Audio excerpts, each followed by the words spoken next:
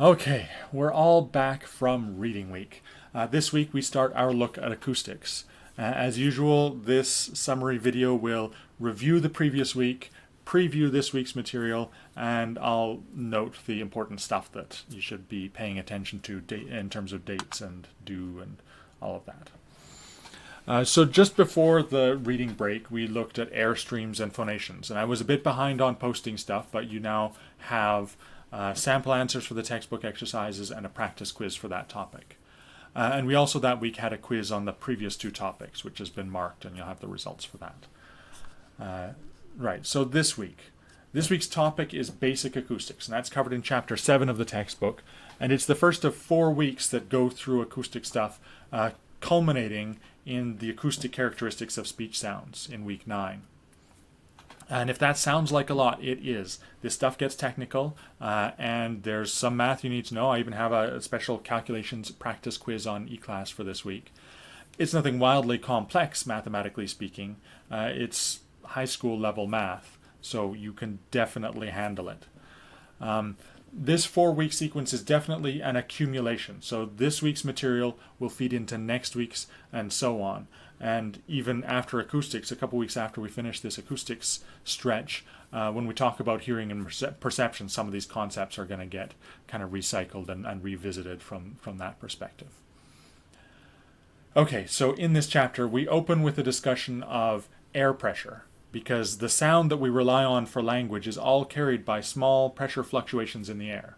The nature of sound waves as longitudinal or compression waves as opposed to transverse waves, this is described in some detail, and there's some fun part-of-game style illustrations in the textbook. If we were learning it in person, we might actually do some of that as sort of live demonstrations with volunteers. So it's kind of a shame that we can't do that this year, isn't it? Sure. Anyway, moving on. So the textbook also spends some time walking us through how a microphone works. Now, we're not learning how to build microphones. Why is this here?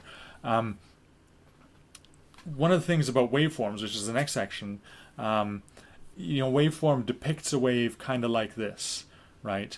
And the thing about that depiction is that it tricks some people into thinking, if you're not really paying attention to what the waveform is tracking, you can think, oh, that's an up and down wave. It's a transverse wave. And you kind of think, well, we're drawing it as a transverse wave, so it must be a transverse wave. And it's not.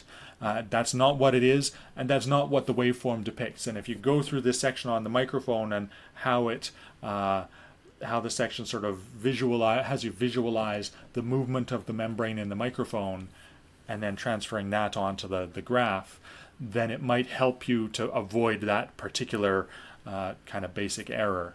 What else? Oh yeah, the textbook, they like to call these waveforms oscillograms, and even to my ears, this is a kind of old-fashioned term. Some of the original electronic devices tracking waves in this way were called oscillograms, and it's from the fact that it graphs oscillations in pressure. But I think most people, certainly I, just call them waveforms now. Okay. And so we've got a waveform. Then we have a nice picture of the anatomy of a sine wave, identifying peaks and troughs, positive and negative zero crossings, period, duration, and the zero line. And I'm going to be sharing a video shortly that goes through all of these, and it uses Prot to illustrate, and that's some software that we'll be using going forward from time to time. So stay tuned for that. After that anatomy, and in the chapter, we go through the rest of the chapter is these main measurements that we can make of a sound. So any sound, and it's based for now on a basic sine wave, the most mathematically simple wave that we can have. We have various measurements. So first we get frequency and its inverse period. There's a nice basic math formula, the inverse formula, to calculate one from the other. After that, we learn about wavelength and its relation to frequency on the one hand and the speed of sound on the other hand. We also have a little bit of a digression on how frequency can be tracked over time, because when we're speaking, this is going to come up. We raise our pitch and we lower our pitch in all sorts of different ways, and it's awesome. Okay, so tracking over time. So we've got frequency, period, wavelength, speed of sound. Then we get to amplitude. And the basic idea of amplitude is really simple. We see it related to that simple sine wave in diagrams, in figures in the textbook. One slight complication is the fact that amplitude normally isn't reported as pressure, which is nicely tracked on the waveform, but as decibels. And the math behind decibels is awesome and fascinating. It's so cool, and it's logarithms and slide rules. And just to be clear, my father used a slide rule in school. I never used a slide rule, but they are a pretty cool tool. Anyway, logarithm. That's a digression. Don't worry about that. I know most of you probably don't give a toss about this logarithm decibel business, and that's fine. I'm not going to make you do any actual logarithmic calculations in this class, but the principle is important. So I do encourage you to do what you can to lock in this concept and the key facts that are identified in the textbook, the ways that it relates to the sound and how certain increases in pressure relate to certain increases in decibels and so on. Okay, and the final acoustic property of the sine wave is phase, and that's covered briefly at the end of the chapter. You do need to understand the basic concept and how it relates to our perception of sounds, which is actually mentioned early on in the chapter. And I will say that some of the math that we're going to completely gloss over in the coming weeks absolutely uses phase in order to do the sort of behind the scenes work. We're not going to be digging into that math specifically. We're just going to be using the result, the spectrum and the spectrogram. So pretty quick, phase is going to disappear from the list of things we need to pay attention to. But for now, pay attention to it for now, and then you can let it go in favor of all the other fun complications. Anyway, so that's the acoustic material for this week. Bunch of acoustic stuff. And as I said, all of it is basically this week talking about sine waves. A lot of it is going to translate into more complex waves, but sine waves for now. And I know it does feel like a lot.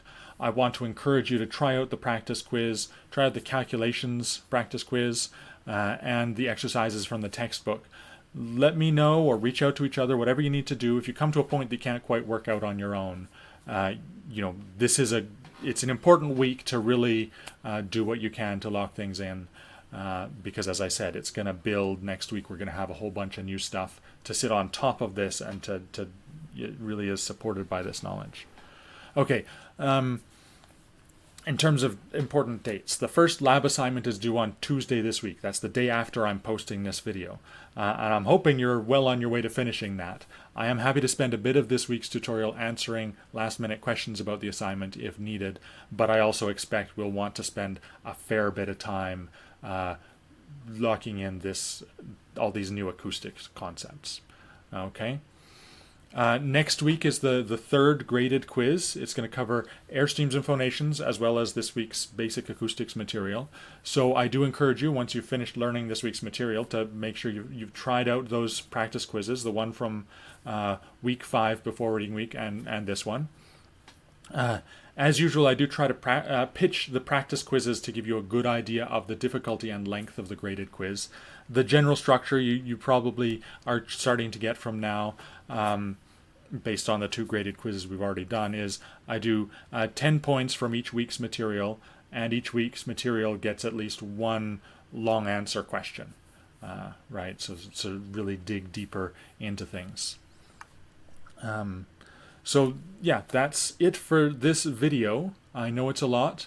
I hope that you enjoy this stuff. Let your inner math nerd out. I know we all have an inner math nerd. Some of ours are maybe buried a little deeper than others, but you can do it. You can do it, and I am here to help out if you run into some snags. So let me know.